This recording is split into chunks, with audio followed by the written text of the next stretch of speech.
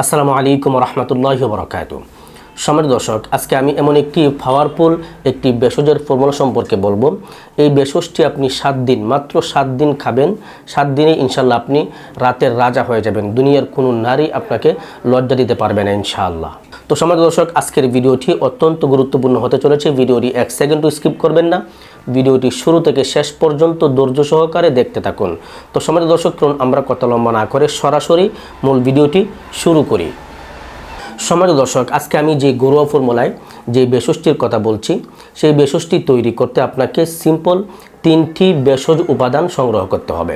সর্বপ্রথম আপনাকে সংগ্রহ করতে হবে কালো জিরা, একদম ফ্রেশ কালো জিরাটা আপনি সংগ্রহ করে নেবেন। এবং 2 নম্বর আপনি সংগ্রহ করবেন একদম খাঁটি মধু। এবং 3 নম্বর আপনি সংগ্রহ করবেন রসুন। এই 3টি উপাদান দিয়ে আপনাকে আজকের এই ভেষজটি তৈরি করতে হবে। তো আপনি ভেষজটি কীভাবে তৈরি করবেন, কোন ফর্মুলায় তৈরি করবেন? তো সম্মানিত দর্শক, আজকের ভেষজটি তৈরি করতে গেলে আপনাকে যেই নিয়ম মেনে তৈরি করতে হবে সেটা হচ্ছে যে আপনি প্রথমে কালো জিরাগুলো আপনি ভালো করে পিষে গুঁড়া করে নেবেন। আপনি প্রতিদিনের জন্য আপনি 7 দিন খাবেন এই ভেষজটি। তো প্রতিদিনের জন্য আপনি এভাবে তৈরি করবেন যে আপনি 1 চা চামচ থেকে 2 চা চামচ আপনি কালো জিরা ভালো করে গুঁড়া করে নেবেন।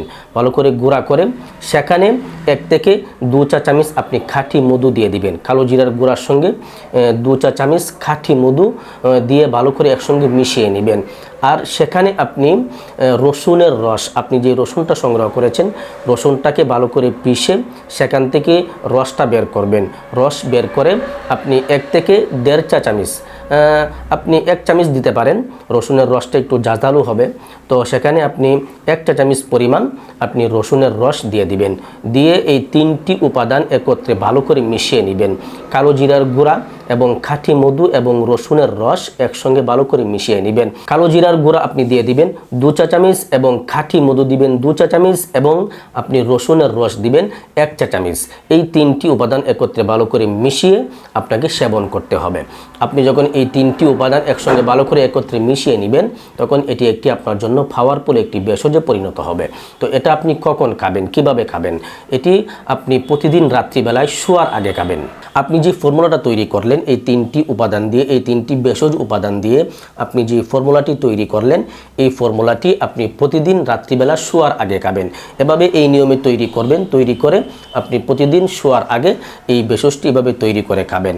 এভাবে গুনে গুনে আপনি 7 দিন পর্যন্ত যদি আপনি এই ভেষজটি খেতে পারেন ইনশাল্লাহ যদি আপনার ভিতরে আগে থেকেই যৌন কোনো রোগ থেকে না থাকে, আপনি আগে থেকেই কঠিন কোনো রোগে আক্রান্ত না হয়ে থাকেন, আপনি যদি ধ্বজভঙ্গ রোগে আক্রান্ত না হয়ে থাকেন, তাহলে অবশ্যই আপনি অনেক ফলাফল পাবেন। 7 দিনের মধ্যেই চমৎকার একটি ফলাফল আপনি উপভোগ করতে পারবেন ইনশাআল্লাহ।